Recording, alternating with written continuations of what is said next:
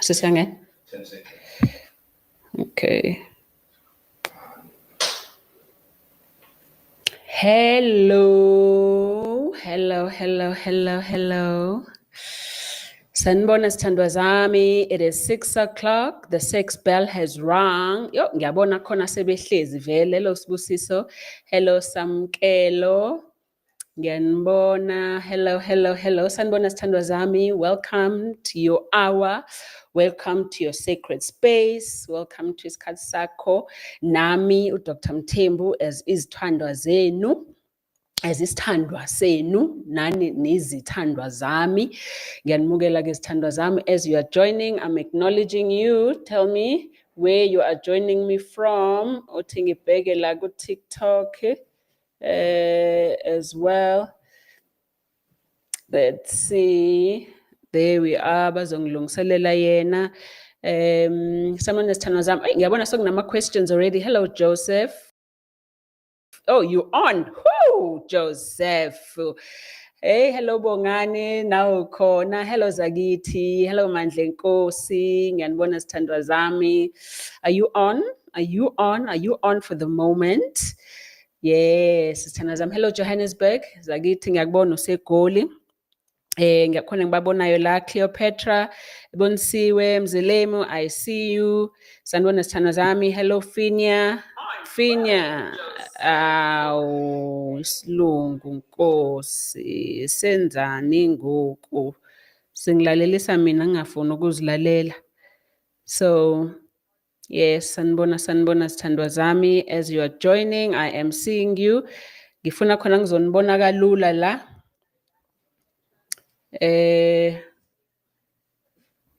Okay. There you are. Sibusiso Khumalo. Hello Sanelisiwe Ngcobo.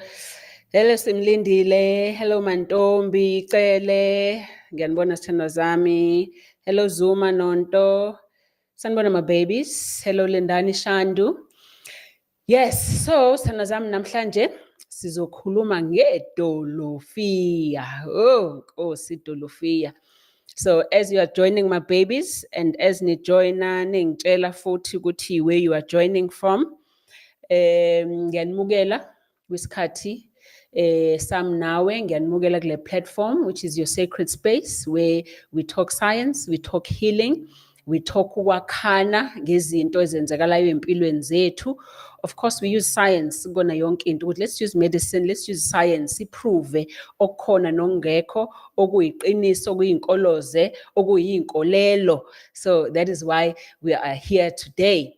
So zithandwa zami, kade bengithi noma ngisokhozini this past week, oh Nkosi yini labo nithi nje kumina Dr. Mthembu idolofiya iqale ngolesibili nje nginoma Lady D, ngoba besikhuluma lapho ngokulapha kwesintu nokwesilungu, yini umehluko lapho lokushayana sana khona, ilaphi lokusebenzisana khona, kodwa nje hayi benithi idolofiya. Nangolwesine futhi nginomshengu, hawu Nkosi idolofiya. So ngasho ngathi no, uzokhuluma kahle ngalo la namhlanje. And so this is your time sana zami. Ngibuzeni noma yini while you are there. Ngiyabona khona usethi itolofiya. Yes, ngesixhosa kuthiwa itolofiya. That's what it is. Hello Zanele eGoli eLakeview, I see you baby. Hello Themba Ntolo, I see you. So sithandwa zami, njengoba sibe sikhuluma ngayo ke itolofiya, njengoba nisho njena, itolofiya scientifically it's called Opanoushia. Okay, Opanoushia Fica indica. Igama layo, yazi amagama escience are very complicated. But njengoba kukhona isiXhosa bathi itolofiya, ngesiZulu sithi idolofiya, abanye bathi umthekelesi, you know. So but njengoba siyazi sonke it's a beautiful fruit. Mhlamba ngazi bangakwazi ukuba sibonise la kuma screens. It's a beautiful fruit, engathi isandla. It's a cactus. I-cactus ke i-plant ekhula even lokome khona, ikhula nje njengenhlaba, uyabona ikhula wild nalokome khona iyakwazi nje ukuthi izikhulele. So it's a form of i-cactus, iba nama fruits amahle. Konke lokho they've got benefits But ngiyazi ukuthi njengoba kade nikhala nje kumina nithi Dr. Mthembu help us is because kunale hype ekhona. Hello Orange Farm. Kunale hype ekhona ngokuthi ku social media ngizwa ngani, okay? Nithi kuthiwa isiza nge-weight loss nokushisa amafutha, nisho njalo. Nithi isiza ngomuntu unotshwala ne-hangover, nisho njalo. Nithi isiza ne-sperm count ukuthi isidoda sakho sibe strong. Nithi isiza ngenduku ukuthi ivuke iqine. So zonke lezi zinto enizozisho ngizoziphendula one by one, sithandwa zami, one by one. Usebekhona na ku-TikTok, I see you, my TikToker. I acknowledge you as you are joining. Hello, sithandwa zami.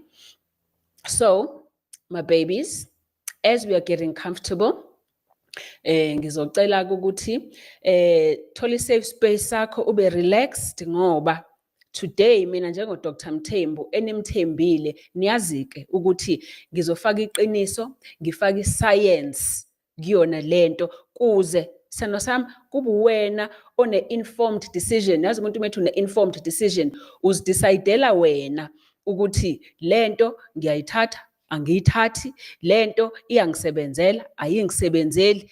Konke lokho ngenza lokho-ke manje njengoba ngithi as we are about to go on i-break, ngenzela wena ukuthi ube ready nanama-questions akho sithando sami, so that I'm able to answer you the best that I can. So as I'm here ngibonile lapho kade ngibona nje khona base-Middleburg, khona basesikhawini Sithole, Albert, hello. Khona Bridget Nkomo ePretoria, Mamelodi, hello Siphelele. Yes, idolofia madoda, that's true Siphelele. We're going to be talking about it exactly in a moment. So settle up, hlangana nomuntu wakho lalela. Of course sizongena kumdavazo as well. Kodwa ingoba you are concerned about idolofia, does it really help kumdavazo? You're going to hear all the facts right after this.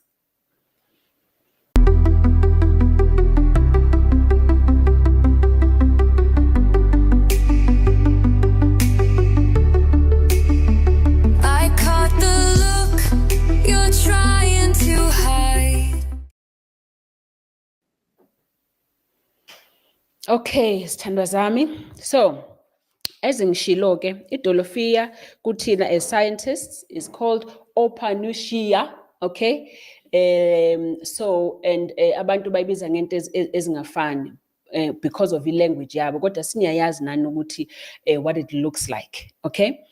Now, idolofia sithandwa zami, again, is into i-fruity or i-cactus, okay? That has been there for age. Mina nje ngikhula sasiyidla nje emakhaya ngoba it was something that was always there. So manje sokune hype enkulu angathi into entsha ezokwenza izimanga ezinkulu kanti it's always been there. Now, asifake iscience ke lapho ke sithandwa zami so that you know everything about idolofia. All right? If udla idolofia, of course ngoba ifruit abayazi emasekhaya ngaphakathi cishe kuba ngathi kusakiwinyana, okay?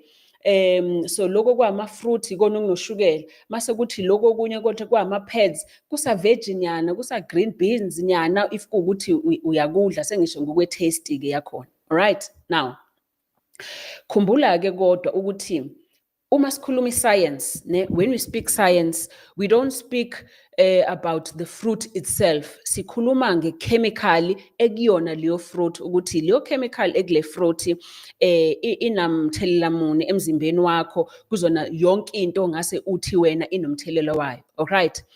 Now, whenever thina as also science nabantu ababalaphi bendabuko besebenzisa isithelo noma isihlahla thizeni, abaveli bathathe sona nje kube ukuthi usidla sinjalo, but senza into esithi scientifically sithi thina i-abstract. So i-extract le okusho ukuthi ikhonto esikhiphayo, we-extract something.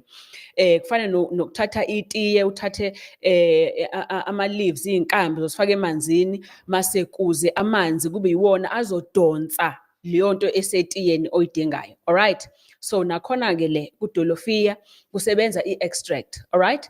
Ku-extract-ke le esisebenzisayo, abososayensi bafaka either amanzi, noma utshwala, or izinto yenza ukuthi ibhicike kuze kudonseke ama-chemicals.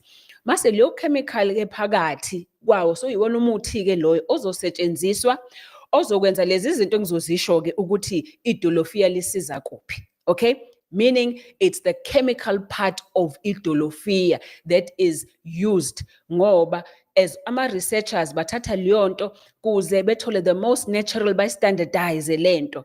Khona-ke wangibuza ngolwesibili okhozini nge-penicillin. Yebo, ngichaza ukuthi if into sisebenzisa yebo i-penicillin yayisuka kwi-mold, but manje ngeke uvele uthathe leyo mold uyidle. Ososayensi basebenzise ichemical yayo ukuthi benze leyo drug. So nakhona kwidolofiya ezinye zezinto engizobe ngizisho as a scientist on the basis yokuthi sizosebenzisa i-extract yayo, into ephuma kuyona idolofiya ukuthi ibe nalenzuzo or nonzuzo entweni engizokhuluma ngazo. All right, now dolofiya ke leli ke sithandwa zami lenze njani kuwena emzimbeni, or mhlambe even before lenze njani, linani phakathi composition yayo.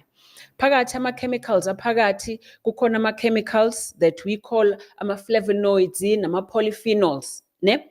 Now lo ma-chemical engiwashoyo aphakathi kwidolofiya njalo. Uma sikhiphile as ososayensi izokwenzani kuwena? Leyo chemical leyo iyona ezokwenza ukuthi umzimba wakho uklineke.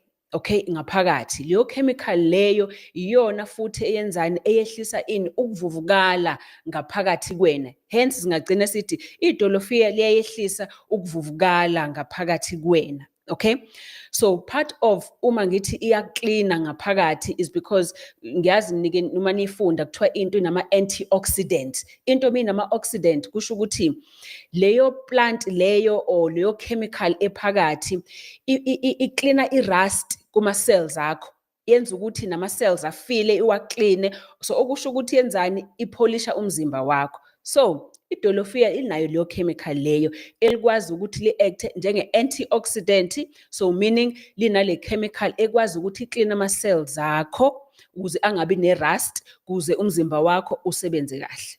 Okay, but again izokwenza ukuthi kungabi nokuvuvukala because izoblocka i-pathway, indlela eyenza ukuthi umzimba wakho uvuvukale. Now sithandwa zami, konke ukugula emzimbeni wakho kukuvuvukala. All right, so if le chemical le engaphakathi kwedolofiya, ama-polyphenols ngaphakathi emzimbeni wakho ayakwehlisa ukuvuvukala. And by the way, akulona lodwa idolofiya elinawo lama-chemicals, ngizokusho konke okunye okunawo wonke lama-chemicals, okunye even kangcono kunedolofiya. All right, because le chemical lekuthiwa ama-polyphenols ehlisa ukuvuvukala. So what does that mean? Lokho kuzosho ukuthi azokwehlisa yes isikhathi sokuthi uzogula kangakanani, azokwehlisa yes inani le-stress ngaphakathi kuwena, but also azokwehlisa inani latshwala kuwena egazini, oma-effects atshwala. Yilapho-ke laba asebethi izosiza kwi-hangover, i-hangover ibhabhalazi, angithi ngiyazi ukuthi khona bathi isiza kwibhabhalazi, oze ngichazeleke ukuthi isiza kanjani. Again, because yehlisa lokuvuvukala, okay, izosiza kwibhabhalazi. All right, asikhuluma ngokuthi ibhabhalazi lenzeka kanjani. Now utshwala uthi mukuphuzile mhlawumbe uzokwenza mhlawumbe 3 things njengase ngizibala amongst many things. Utshwala kuzokwenza ukuthi yes uzokwenza ukuthi number 1 isisu sakho ngaphakathi sotshabuka ngoba kuyi-acid, angithi? So isisu sakho ngaphakathi sotshabuka, so once isisu satshabuka ngaphakathi sokwenzakalani, sokuba nokuvuvukala. Ukuvuvukala lokhu kubangwe ukuthi uyatshabuka. Once watshabuka wena umzimba wakho usulahlekelwa amanzi, so suba dehydrated, wena uyoma. Okay, but also uchama kakhulu futhi uma kuwukuthi uphuza utshwala, so suyoma. Okay, but 3, utshwala uzokwenza ukuthi umzimba wakho uqale ukuvuvukala. Okay, ilapho sokungena khona-ke le chemical ekudolofiya, ngoba ngitheni ekuqaleni le chemical le ama-polyphenols akhona phakathi kwidolofiya ayayistopha le process, or ayayireducer, not stop, areducer le process yokuvuvukala ngaphakathi kuwena. That way-ke uthi wena uma kade uphuzile, okay, idolofiya lizokusizaphi? Okay, lizosiza number 1 ukuthi i-system yakho ama-side effects. In fact, this has been scientifically proven, ne-research nje ekuprovayo lokhu ukuthi idolofiya lizosiza ukuthi ibhabhalazi alikushayi as much if kuwukuthi uthathe idolofiya kunokuthi awulithathile. Alright, ngoba ngesikhathi uvuvukala ungaliphuzile idolofiya, yilapho sekuba khona-ke manje ley'mpawu-ke zokuthi unebhabhalazi, yini, ikhanda, so angaze ngiphuze, so kumele ngikhumbule ukuthi yini, ibhabhalazi, uphathwa ikhanda, uba ne-nausea, angithi, also mase uyavithika nje, uba nesibhocobhoco, ukhathale. Alright, so if wena uthathe idolofiya lizokusiza ukuthi lezo mpawu lezo zokuthi wena uphuze utshwala, lezo mpawu ziyehla. It's not as much as umuntu obekade engaliphuzile idolofiya. Alright, but ngifuna ukuklarifya la sithandwa zami, okay? Ngeke idolofiya lize li-affecte ukuthi udakwe kangakanani. Alright, ngeke lize affecte ukuthi udakwe kangakanani. Ngeke futhi idolofiya lenze ukuthi utshwala kungaku-affect ukuthi uphuza utshwala kushuthi uzoba right. No, ngeze likwenze lokho. Kuphela lizosiza la ukuthi uma kade uliphuzile wena idolofiya, futhi uma uliphuze before uphuza utshwala, lizokusiza ngokuthi ngakusasa ibhabhalazi lakho is not as bad as umuntu obekade engaliphuzile idolofiya, because of lama properties ebengiwasho ukuthi one, izokwehlisa ukuvuvukala, then utshwala ngeke uze ube naloku kuvuvukala okuningi okukhona ngaphakathi kweni. Yebo kuzoba khona, but kuzoba less. But also mhlawumbe kade engakushongo, khumbula ukuthi utshala ufike ushaye isibindi sakho, okay? Now idolofiya as part of ukuthi li-antioxidant, liyaklina, lizos-detoxifya naso isibindi, so i-effect ukuthi isibindi sakho sishiswe utshwala yehla futhi. Alright, so kumuntu ozosebenzisa idolofiya before ezophuza izomsiza kakhulu. But if uzoliphuza ngakusasa, for example, kade usuphuze ngayizolo, yazi ukuthi kuzobe sekukhona i-damage vele kade utshwala siwenzile ngayizolo. Yebo izokusiza still, but ngeke kufane nomuntu oliphuze before eya etshwaleni or eyophuza utshwala. Alright, so bokuyiclaim yokuqala leyo ekhona in public yokuthi idolofiya lisiza kwi-hangover ukuthi ube nebhabhalazi. So bengifuna ukukuchazela ukuthi lisiza kanjani, and nakhona is not 100%, but yebo iscience iyaprove ukuthi ukhona umehluko oba khona ngampela kwibhabhalazi if usebenzisa idolofiya. Alright, simuve kwenye point. Ngoba ngiyazi baningi kade bekhuluma ngani ngamafutha, ukuthi wehlisa amafutha. Now idolofiya lisebenza kanjani-ke kumafutha nakushukela. Alright, idolofiya part of into phakathi kuyona i-fiber. I-fiber lesithi soluble fiber, i-fiber encibilikayo, ibizwa ngokuthi pectin igama layo. Manje le fiber uthi uma suyidlile ngaphakathi kuwena le fiber, whether idolofiya noma kwesinye isithelo, uthi uma suyidlile le fiber le ihambe yenze njani? Yenze ukuthi umzimba wakho ungawuthathi kakhulu ushukela ngaphakathi. So umzimba wakho awu-absorbeki, awumomeki kalula ushukela if kuwukuthi udle idolofiya. That is why kubantu abanoshukela ikhona i-benefit yedolofiya if kuwukuthi usebenzisa idolofiya. Mhlawumbe angeke ize-reverse ushukela wakho unless kuwukuthi kune-program ozodlula kuyona yoku-reversa and usebenzise idolofiya. Alright, so idolofiya lizokwenza njani? Lizokwenza ukuthi lizo-slower down lokhu kokumoma esithi thina i-absorption, ukuthi umzimba wakho umome ushukela, then ngeke ushukela uba mningi egazini ngenxa yokuthi wena ususebenzise idolofiya. Emafutheni idolofiya lizokwenza njani?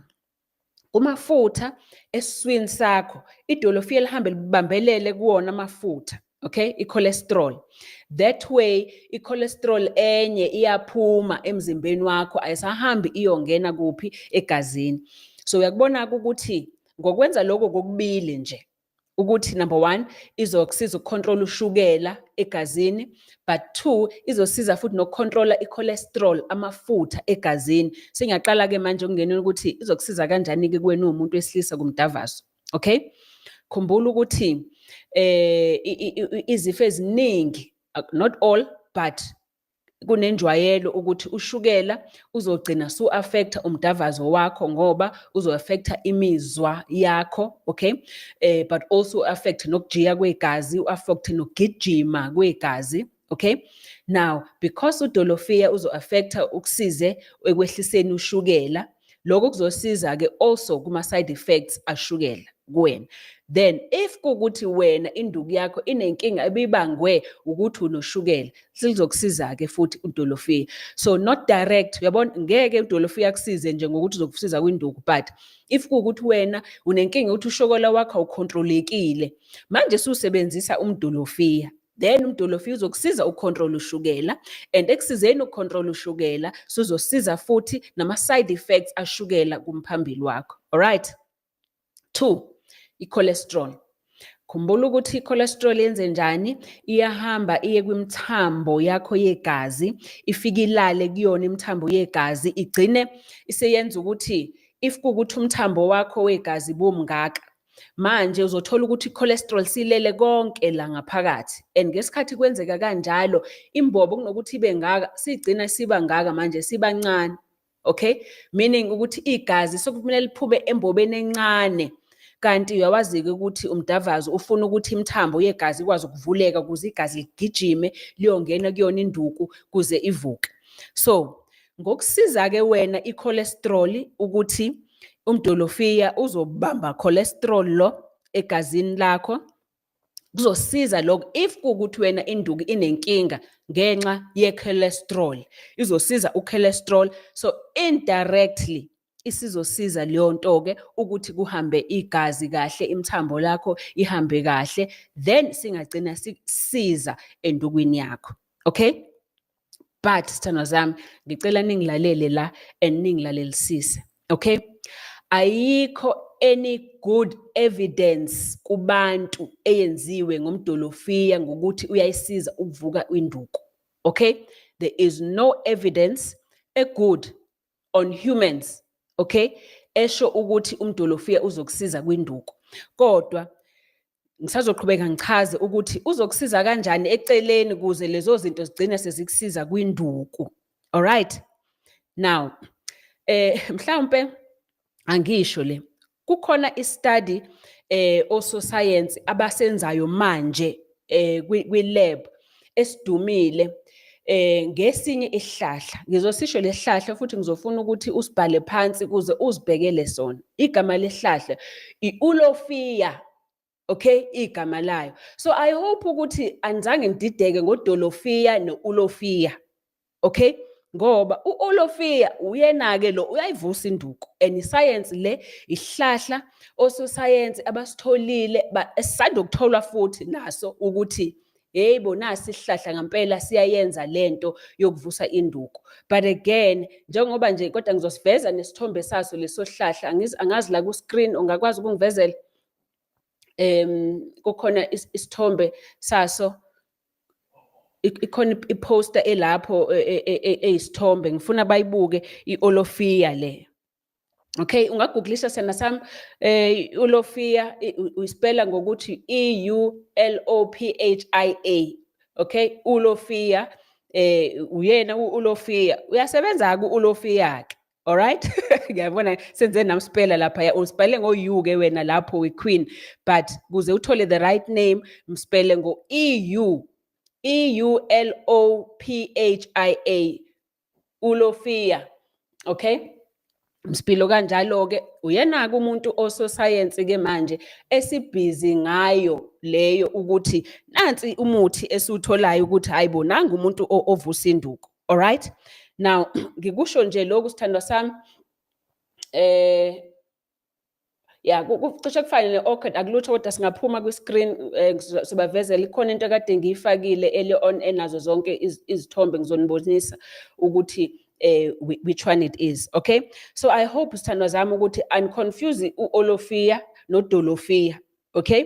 Ngoba udolofiya njengoba ngisho nje ukuthi yebo njengolinye ifruit noma eliphi uzokusiza vele, kodwa awuzokusiza direct ukuthi uzokuvusela induku. Ngeke ukuthi uzodla udolofiya nje wena ukusiza ukuvusela induku, ngeke ukwenze lokho. But uzosiza lezi ezinye izinto eziseceleni okuwukuthi mhlawumbe izona ezigcinezelayo kuze induku ingasebenzi. Alright, asiqhubeke futhi ukuthi yini enye ekhona futhi kudolofiya engase kusize futhi ekameleni. Alright, kudolofiya kukhona uvitamin C, kudolofiya kukhona umagnesium, kudolofiya kukhona uvitamin K, uvitamin B. Okay, now angike ngiqale nje kuwona lama-vitamin ngiwabala. Uvitamin C, khumbula ukuthi wenzani-ke kuwena. Uvitamin C uzokusiza one nge-immune system yakho. Uvitamin C uzokusiza futhi nokwakha iy'ndonga, okay, zemthambo, ngoba kubalulekile ukuthi imithambo yakho ikwazi ukuthi stretch, uma igazi liningi ikwazi imithambo ivuleke. So uvitamin C uzokusiza lapho. Alright,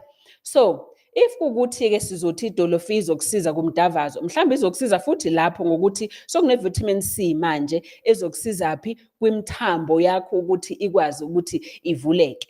Alright, but zithandwa zami, ngicela ukunihlebela. Uvitamin C okhona kudolofiya is only 23%. 23% of into kumele uyithole per day. Okusho ukuthi wena uzolawuloku wadlana nodolofiya nje every day futhi inqwaba yakhe kuze uthole lo vitamin C ozokwazi ukuthi uze ukusize. Okay, ukhona yes uvitamin C, but hayi ngenani lelo ukuthi lingaze lenze into enkulu kuwena ngaphakathi emzimbeni. Ngikuhlebele into ena more vitamin C than idolofiya if ukuthi ufuna ukuvula imithambo. Amaplamusi, by the way, it's about 10 times. Ogwava, peppers, uphepha oyellow, uphepha obovu, wonke la anenqwaba ya-vitamin C.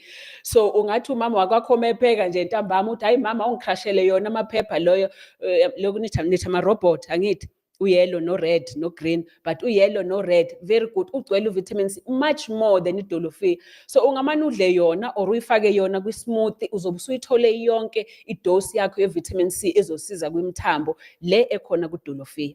Alright, idolofiya futhi nani ine-magnesium. I-magnesium izokusizaphi kumdavazo.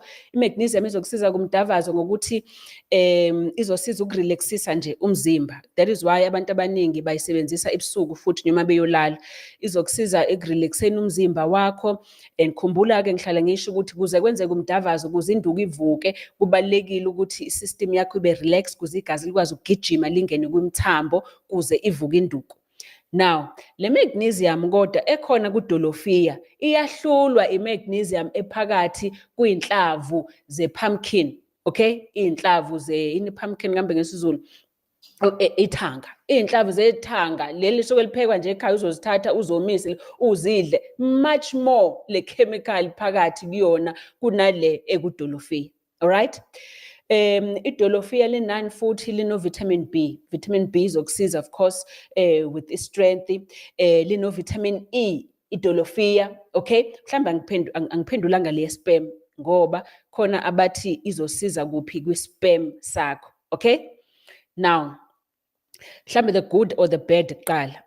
Okugood ukuthi yes ino-vitamin E, and uvitamin E is very good for sperm production, ukuthi umzimba wakho wenze njani ukuthi ucreate i-sperm. Alright, ngicela ukukuhlebela-ke ukuthi yini eno-more uvitamin E. U-avocado is got much more uvitamin E ozostrengthisha isidoda sakho ne-sperm. Ispinashi, ubroccoli, amajikijolo, zonke lezo zinto much more than idolofiya. Okay, so kunezinto ongathi uzozithatha kanti kunezinto nazo vele which is much more than lokhu okhona. Yes, inayo le chemical, but kukhona okunye okuna much more than yona idolofiya. But kune-study wangilapho ku-spam, kune-study esenziwe-ke ngo-cousin wakhe udolofiya. Okay, uyi-cactus naye, uyi-group, uyi-cousin ake idolofiya, but bafana nokudolofiya, cishe kufana nje ukubhekile ungathi udolofiya. Kukona-ke kune-study esenziwe ngamagundane. Khumbula-ke ukuthi science almost yonke into esiyenzayo siqale before siyisa kubantu, leyo nto siyithesta kwizilwane, and izilwane esithesta kuzona amagundane. Alright, so kunokhazini-ke wadolofiya ne othestwe kumagundane, kwathestwa i-sperm emva kwesikhathi. Guess what? Leso study sibonise ukuthi la magundane abekade nikezwa ukhazini kadolofiya after isikhathi eside then ispam siyehlile saba weaker. So uyabona ukuthi kokodwa ke lokho kusho ukuthi yes bongayidolofeya kodwa bayigroup eyodwa, i-cousin icishe ifane nodolofeya. So wena uzohamba uthola umdolofeya lapha kanti akusiyena umdolofeya, sudla lo ocishe afane nomdolofeya cousin wakhe. So ugcina wena subulala isidoda sakho kade kungafanele. Alright? But sithandwa zami, as much as ngikusho lokho, uyazibona zonke lezi zinto engizishoyo ngomdolofeya ukuthi zi-right, zikhona zonke lezo zinto. But uyabona ukuthi it's not ukuthi directly umdolofeya iwona ozokwenza. Unako konke okuhle njenganeliphi fruit nje uzothola ukuthi hawu linaloku idumbe linaloku ku-right, but le hype esikhona manje kube ngathi nje sokubuya uJesu ngedolofeya. Zithandwa zami, ngifuna uzenzele, angifuni ukuthi into engekho, but ngifuna wena take this information engikunikeza yona, which is scientific information, uzidecide wena ukuthi yini into e-right kuwena and yini into ezosebenzisana nawe. Alright? Asikhumbuleke sithandwa zami ukuthi kukona konke ne, yonke into inobuhle inobubi. Right? Idolofeya if kuwukuthi again mina ngikhuluma nge-extract lokho suke siwukhiphe uju lwayo lokho okuphilayo kuyi-chemical. If uzoyidla nje iyi-fruit ayinankinga, iyi-fruit nje kuphela uma udle kakhulu of course izokukhiphisa nesisu, uzokhishwa isisu, alright? But if kuwukuthi uzosebenzisa kakhulu lokho kuwupowder, lokho kuwumuthi wayo, uzogcina usukubangela iy'nkinga esiswini zakho, okay, esiswini sakho, alright? But also kungagcina also sokubangela inkinga kwiphi, kwisibindi sakho nakuma-kidneys, ngoba isibindi phela kufanele siyikline futhi idolofeya. So once wayisebenzisa too much ingagcina isiba affected, ngaba i-side effects. Kodwa khona futhi nokuhle lapho esibindini, if uzoyidla kahle nje idolofeya liyasiza ukusiklina isibindi. And khumbula-ke ukuthi isibindi kuma-hormones, testosterone yakho, i-estrogen umuntu wesifazane, isibindi siyabhalansa ngolo ma-hormones ngokuba phela siya-detox umzimba wakho. So part of detoxing ukuthi sizokusiza nokubhalansa ama-hormones. So if isibindi sakho siphila, also sizokusiza ngokuthi sibhalanse lama-hormones akho omdavazo. So kuleyo ngxenye izokusiza idolofeya ngoba iyakwazi ukuthi likline isibindi. But again ngithi ungakusebenzisi kakhulu ngoba wakusebenzisa kakhulu kugcina sokuyini, sokuyi-danger kuwena. Alright? Now sithandwa zami, into mina ingihluphe uma sesiqala sesikhuluma kuba ne-hype ngento, kakhulukazi into eyimvelo. Ngike ngihlushwe ukuthi one, abantu bazogcina sebegijima kakhulu sebeyoyikha leyo nto beyisebenzise, mhlambe kuyinto e-right, bagcine beyikha wrong, bayisebenzise wrong ngoba babona iyinyanga, okay? Umuntu eseyisebenzisa ngendlela e-wrong, esezenzela nje yona. So egcina soguliswa ukuthi-ke manje uyisebenzise lento, mhlambe wayixuba nezinye izinto. So kuwona umdolofeya, khumbula-ke ukuthi umdolofeya akusisona isihlahla esi-indigenous sethu, ileso kuthiwa i-invasive, isihlahla esithi uma similile endaweni, kakhulukazi kuney'nhlobo, khona lesi esinema-spines, ku-spike kakhulu kwi-spine. Leso kuyisihlahla e-South Africa, by the way, singavuniwe ukuthi usitshale, akuvuniwe ukuthi usidayise, because imithetho yakhona, it's about promoting nokuthi lento kuthiwa i-ecosystem yethu. Ngoba if kuwukuthi seniyayitshala nonke umdolofeya, sokuzogcina sokufa okunye kuyimvelo yethu esikudingayo even more okuzosiphilisa. For example, let's say uzohamba wena utshala umdolofeya lapho, manje suwutshalile umdolofeya, amathanga asakhuli, kanti amathanga iwona ane-magnesium or vitamin C more than umdolofeya. So opte for lokhu wena kwafa okunye, alright? So as much as imvelo, yes, iyasiphilisa, siphilisana nayo, but it's very important ukuthi sihloniphe imvelo, alright? And sisebenzise iscience yokuthi sizivikele thina, ngoba lokho engikwenzayo nginitshela nini iscience ukuthi zivikele, uzidecide wena, ungatshelwa umuntu odayisayo i-product yakhe khona uzogijima uyoyenza lento uyithenge. Zidecide wena. Njengoba ngisho nje kukhona ukuhle kukhona okubi. So as part of you protecting yourself, thola iscience, but also protect the environment as well. Kungabi khona ukusebenziseka kwe-environment ngendlela erongi, kanti leyo nto esesigijinyiswa kuyona kwamanje kufanele uzibuze ukuthi hawu kade yabakhona idolofiya, why now?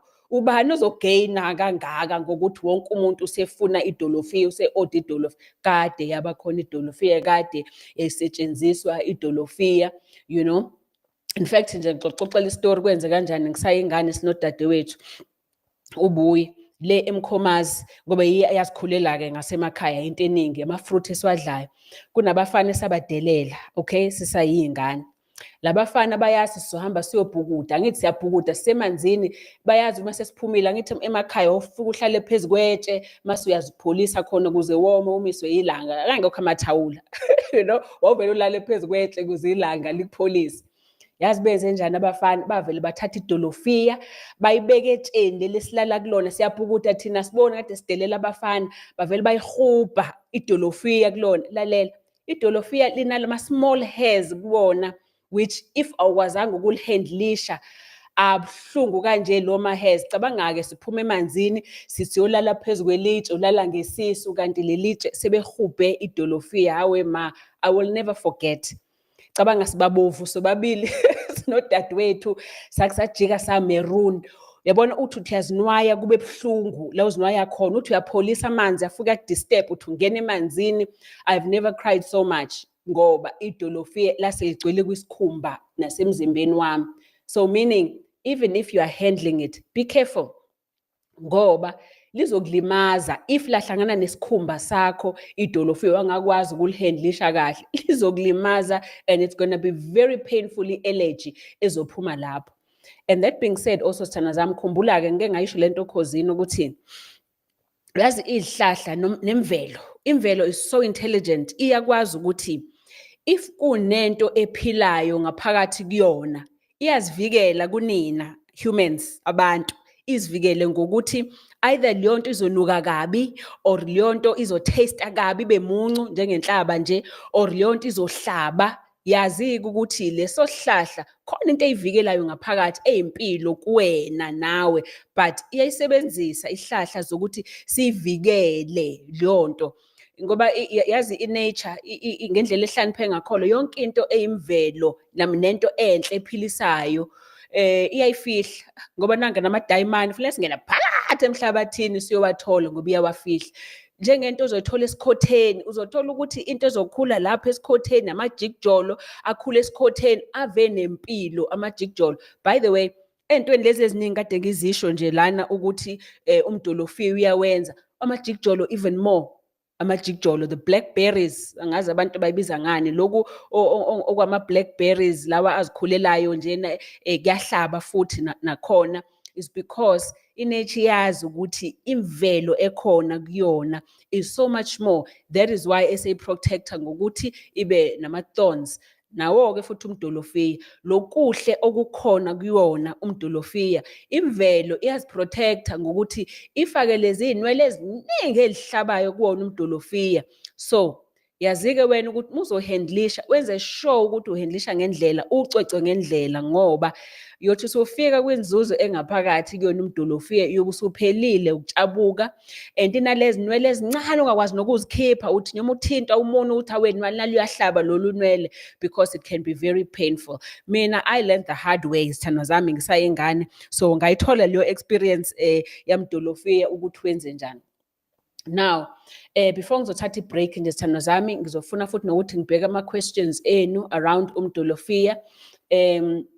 Before ngizothatha i-break, you know, niyabona nani ukuthi this is really for me a balance of information. You know, it's a balance of information ukuthi sometimes don't take yonke into oyizwayo as i-gospel, ngathi i-gospel iyiBhayibheli leyo nto. But information is good, so that uzidecide. Kuningi engikushilo ngawo umdolofiya, kodwa futhi at the same time kukhona engikucacisayo ukuthi ayiwona lento okuthiwa iyiyo out there. Mhlambe futhi angene kule yamafutha, ngoba khona bathi usebenzisa umdolofiya izokusiza ku-weight loss, ushisa amafutha. No, badlala ngabe sithando zami, ngeke uthi nje uzodlela umdolofiya mase wehla umkhaba, ngeke kwenzeke lokho. All right.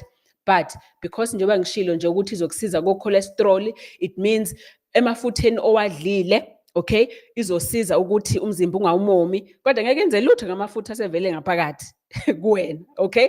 Leyo izodinga ukuthi wena ujime, udle kahle, wenze whatever else yokushisa lawa asekhona ngaphakathi. But kulawa wadlayo right now, ube udle umdolofiya right now, izokusiza ukuthi umzimba wakho engawathathi wonke lo mafutha loyo. So ayipreventi, ayikhozi ukuthi uluze i-weight nokuthi wehlike umkhaba. No, it won't do that, but it will definitely help ekuthenini lokhu okudlayo manje umzimba ungakumomi kakhulu, ngoba iwona ofika ukubambelele kuwona lo mafutha akuphi esiswini kuze iwakhiphe uma usuya kuphi ethoyilethi elavathi.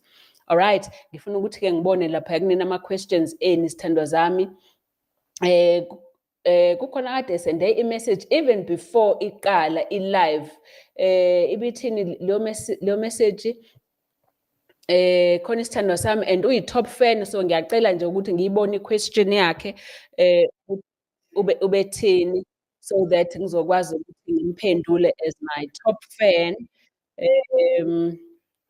Ukuthi ngibone la ukuthi bekuwubani aku-message. Yes, sithandwa okuwusamkelo, I think. Okay, uthi, dokotela, mina ngicela ukubuza lana, nginenkinga. Umuntu wami ngike ngalala naye eqeda kuphuza iphilisi athi elokupreventa, ngase ngisikeka umphambili. Ingabe amaphilisi ayawadala yini lokho? Samkelo baby, ngeke ngidlale ngawe, no. Ngeke iphilisi likudale lokho, but asike si-explain futhi nge-science ukuthi kungabe kwenzakalani. Khumbula ukuthi kwabanye iphilisi lizomenza ukuthi umuntu yehle imizwa, ngoba imijovo iyakwenza lokho, amaphilisi okupreventa azokwenza ukuthi imizwa yakhe umuntu wesifazane iyehle. So if imizwa yakhe yehlile, it means ngesikhathi niqala nithintana akazuba manzi ngokushesha, ngoba akekho around easy. So kungenzeka-ke ukuthi wena umngena nje kanti akakabi manzi kahle, and lokho kungabi manzi kahle kudalwa ukuthi uphuze iphilisi elehlise imizwa yakhe, then mase uyasikeka-ke wena. Kodwa hhayi ngoba usikwa iphilisi, ngoba alisekho enkomeni manje iphilisi lakhe, okay? But 2, iphilisi liyakwazi ukuthi lidisturbe lokhu sithi ama-bacteria a-good na-bad emzimbeni wakho, alright? So lokhu kungabhalansi kwama-bacteria a-good na-bad, umuntu odla amaphilisi bagcina beba no-thrush njalo njalo. So ungathola ukuthi wena suphikaphe i-thrush nama-bacteria angaphakathi kuyena azobe ebangwe ukuthi yena udla iphilisi elihambe la-create an imbalance ku-pH yakhe nakuma-bacteria akhe, ama-yeast njalo njalo. So ngeke kube iphilisi elikhozile, but yiloko okukhozwe iphilisi kuyena kungase kukwenze lokho ukuthi wena ugcine susikeka kuphi ngaphakathi. Hello Swaziland. Okay, nazi izithandwa zami. Hello Sibusiso Khumalo, I see you. Ama-top fans ami lawo, Sibongile Mkhuli, Jabu Mahlangu, Lumbuso Mkhungo, I see you guys. Hello Figza baby, Figile, I see you, I see you, I see you Figza. Yes, izithandwa zami. So ngifuna ngizophuza amanzi kancane, okay? Ngoba anginalo ibhabhalazi, but just to drink some water so that sizobuyela futhi sikhulume ngayo. Mhlambe ukuthi ngithathe la benefits of vitamin K and B kumdolofiya, uSerge. Khumbula-ke Serge, ngikubuza lapho ukuthi ama-benefits a-vitamin K. U-vitamin K, it helps with ukuklotha kwegazi, okay?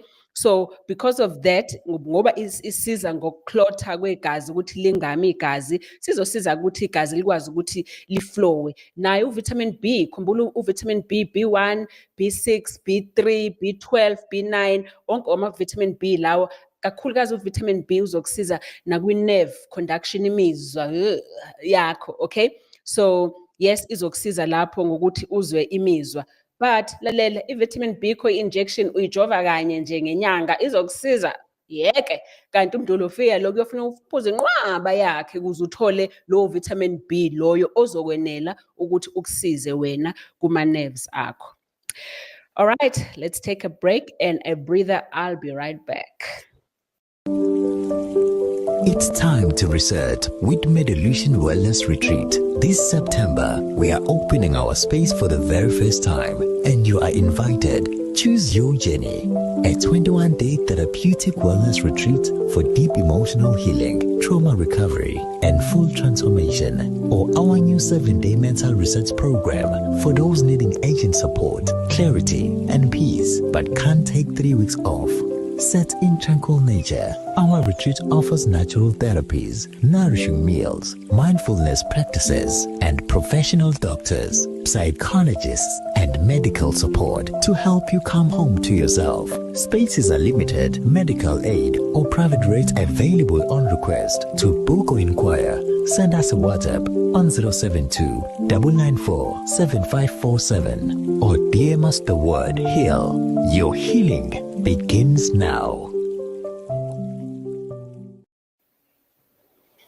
All right, izithandwa zami. Okay, Konya Ukanyezi SR. Doctor, can we use medical aid and Medilution? Okay. Kanyezi, yes, you can. Angihlukaniseke lapho Kanyezi ukuthi eyiphi Medilution okhuluma ngayo, okay?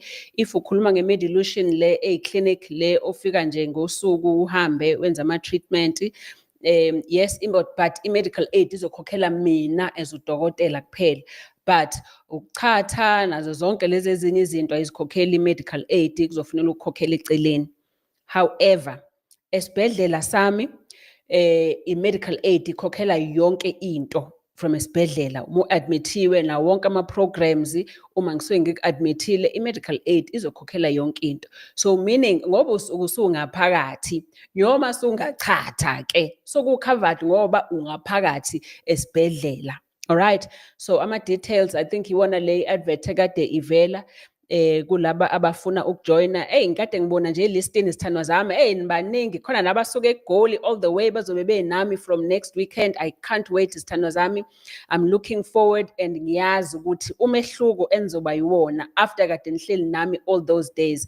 I have no doubt ukuthi uzophuma lapho usuzithole afresh. So I'm excited about that and I can't wait, okay?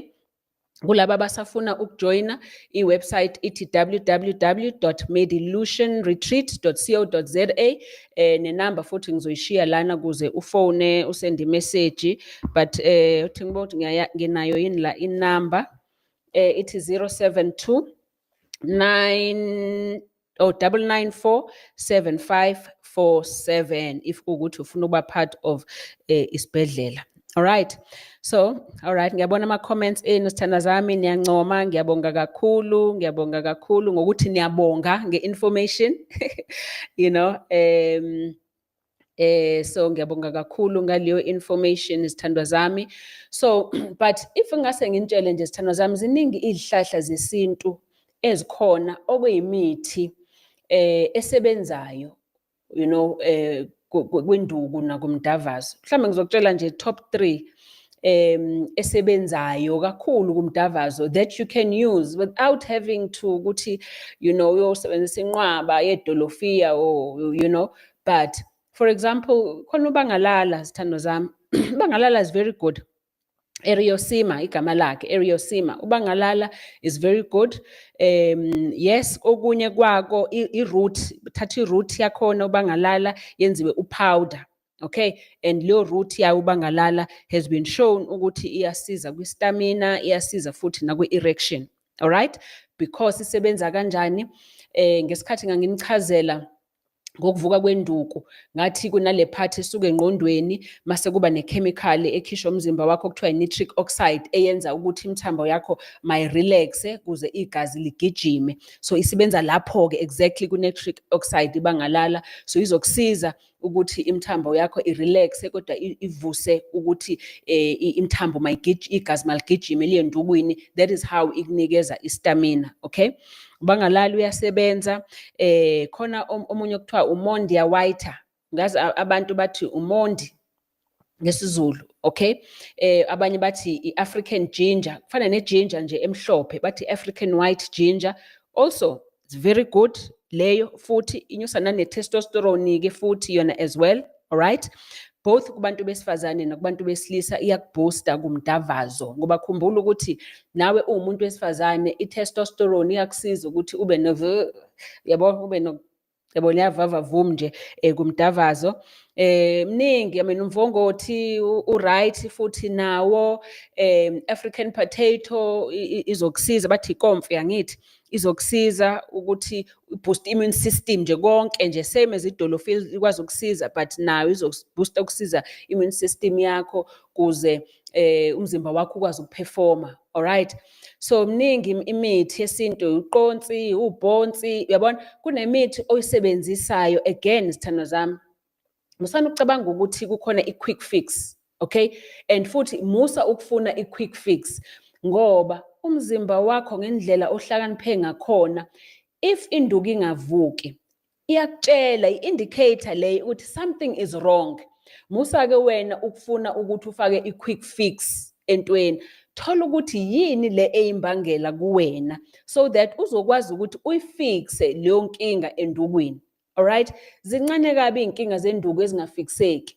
Iy'nkinga eziningi zidalwa na ukuthi nigcina senisebenzisa izikhuthazi, nayo le mithi yesiZulu senisebenzisa over until umzimba wakho usudiphende kuyona, usuzitshela ukuthi hayi, akudingi mina ukuthi ngilihluphe ngokuvusa induku, ngoba lo uzofuzela ubangalala nje. So nami ngizolala-ke ngingenzi lutho, uzosebenza ubangalala. So yonke into isebenzise in moderation, ngoba wayisebenzisa kakhulu nakhona umzimba wakho uzoduba, ungasafuni ukuthi usebenze. So very important, thola ukuthi yini eyimbangela kuwena ebange ukuthi induku yakho ingasebenzi. Once wafixa leyo mbangela, believe you me, iyavuka induku.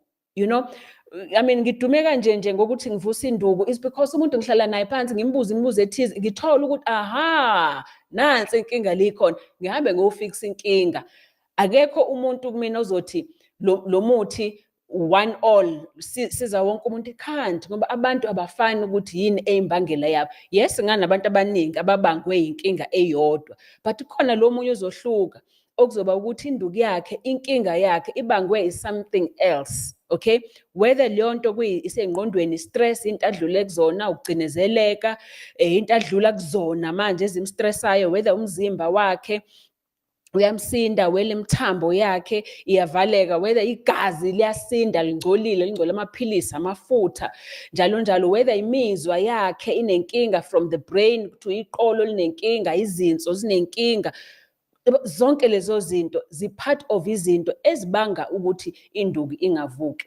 So ukudla kahle, sithandwa zami, as much as idolofiyade ngikhuluma ngalo, ngingathi liyi-vitamin, alright, but angeke litreat-e inkinga, liyi-vitamin kodwa, alright, ezokusiza if kuwukuthi wena usulungisile, but ngeke likulungisele into. Liyi-vitamin, lizosapota izinto eziningi. Li-good, yes, ngokuthi ngama-vitamins akhona phakathi, but thola kuwena ukuthi yini kuwena ekugcinezelayo kakhulu ukuze usize leyo nto. So usebenzisa-ke nje udolofiya just to help to support i-system yakho kuze umzimba wakho uzisebenzele kahle. So uyomsebenzisa-ke nje ubangalala, ngelinye ilanga kuwukuthi kukhona umuntu ofuna ukum-impressa ngalelo langa, but angingabi iBhayibheli lakho ukuthi njalo wena usebenzisa imithi, noma kuwukuthi imithi emihle.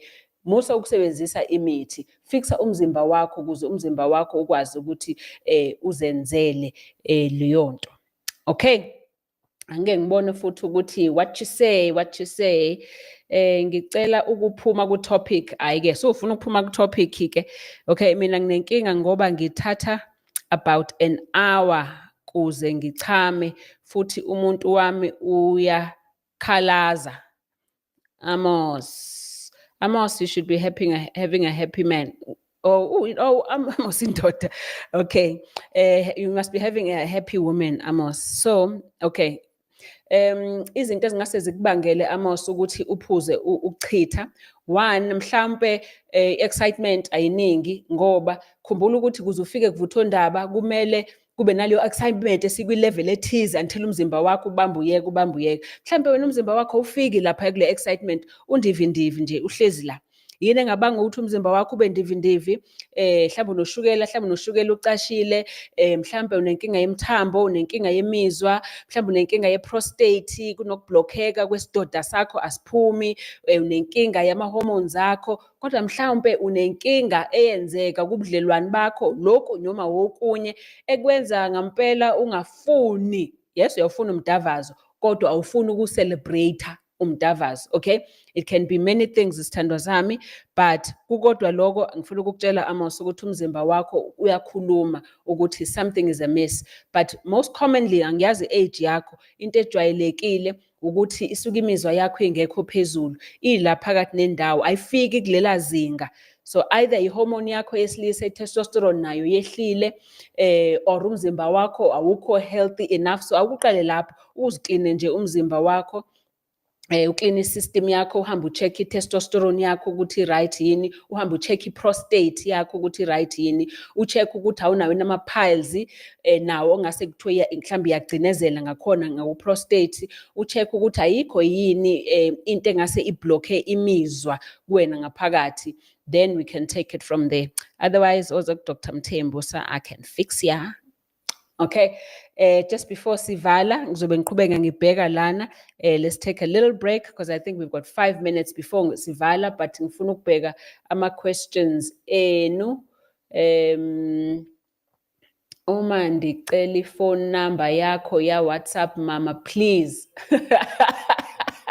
Okay, ngizoyisho ifone number ya WhatsApp ye-office. Uthini lo, ngilinde ku-comment intombi yami lana, angazi uthini-ke lapho Conquer. Awubakithi usethini manje udokotela, utheni la, ngiwuphuze kangaka. Le iphuzile, sengiwuphuze kangaka, kazi kuba yini-ke lo iphuzile kangaka, ncese, I'm just, oh Dolofiya. Yeah, okay, uthi uphuzile kakhulu Dolofiya, sitshele.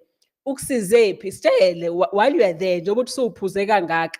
Tell us also ukuthi wena, what did it do for you? Again, njengoba ngiyasho nje ukuthi, you know, it's got some benefits but not the hype. You know, njengoba uthi uphuze kangaka, kuyasho kukodwa ukuthi lokho uphuzile, you wanting to get an effect but awuyitholi leyo effect. But awusitshele lapho Conqueror, what effect did you get usuphuze kangaka uMdolofiya? Okay, Phumelele, I'm learning dokotela, welcome. Uthini uMasheli, awuye kwebabhemu uMdolofiya ngoba ayikho lento now. Lalela la ngisechaza dokotela. Yeah, angisho again futhi ukuthi uyeke, okay?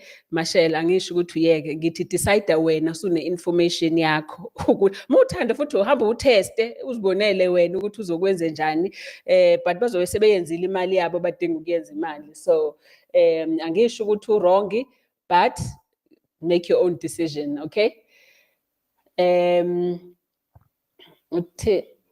It's too long and delalela ngisaboni that far. It seems like everything you overused, it becomes a problem. Yes, Xolisa, it's very true. Nyoma yini sithandwa sami, khumbula ukuthi, you know, ungathatha i-apula nje walidla kakhulu i-apula selizokubangela inkinga. As much as it's healthy, walidla kakhulu selizokwenzela inkinga. Yonke into in moderation, zithandwa zami, you know. And khumbulani zithandwa zami, yo, bhekani omkhulu nogogo bethu. They lived for so long.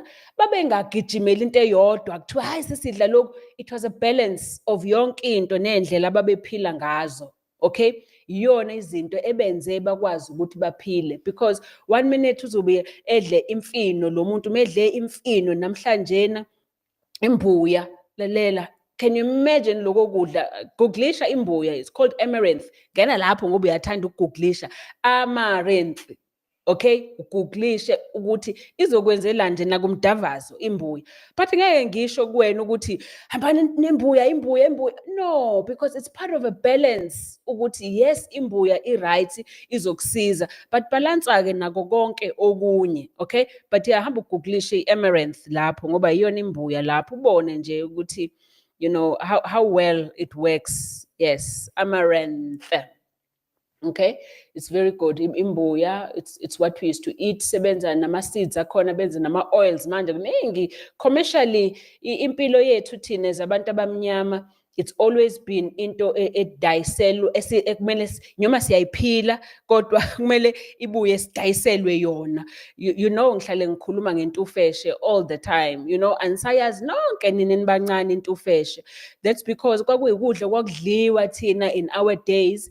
And then all of a sudden, because intufeshe kwaba nento kwane hype ngayo kwathiwa hayi intufeshe irongi umuntu ohluphekayo kuphela odla intufeshe, ngempela sayiyeka intufeshe kwathiwa idla ikabishi okungcono. Abantu bahamba badla ikabishi sebenenkinga ye-acid manje basayidla intufeshe, kanti intufeshe is so healthy kunaloko sesiyayithenga ibiza imali enkulu because sigijimele thina i-hype without knowing the science and the truth behind the hype. So sithanda zami, if anything you can learn from me, yonke into otshelwa yona, take it with a pinch of salt. Find the evidence ukuthi okay isebenza kanjani lo nto, what is the evidence behind leyo nto eshiwoyo. Then that way you'll be able to make your own informed decision ngayo yonke into. Kuwena ukuthi you take it or you leave it, but unayo yonke information phambi kwakho ukuthi uzidecidele ukuthi wenze njani. Let's take a break before we close.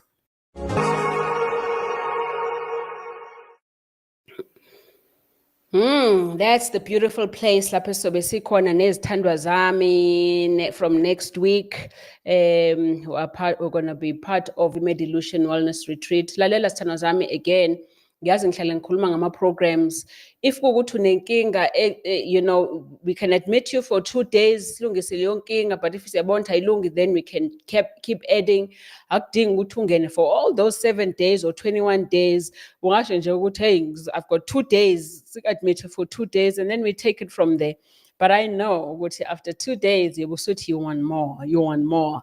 Okay, so yes, thana zami, I'm looking forward. Manje nike ningixaka, yazi ngithengise e-mall namhlanje. Khona abanye benzithi Dr. Mthembu sifuna ukujoyina. Anisho kodwa la ku socials anifuna ukusenda kule number. Manihlangana nami, ngiyabhalisa. Don't be afraid thana zami. You will be with me. I will be there, you know, to welcome you to a program lapha eMedilution. I will be there to walk you through ukukhula kwakho, inkinga odlule kuzona. I will be there ukukusiza ukuthi ngi-offload izinto ozithwele empilweni yakho, emsebenzini wakho, kubudlelwani bakho. I will be there to help you find yourself again, whether ekameleni or just empilweni yakho nje. I will be there if you join Medilution Wellness Retreat. Okay? All right, thandwa zami. It's been a beautiful one. Oh, ngiyabona khona ole ngibuzile la nge-CMOS.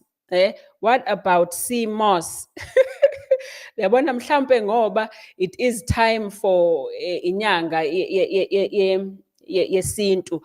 Mhlambe ngibuzeni yonke leyo mbuzo ngezinto enifuna ukungibuza ngazo so that we can help you to find ukuthi how best to help you, ne? Now, lo ngibuzile nge-CMOS, it's also called Irish moss, ne?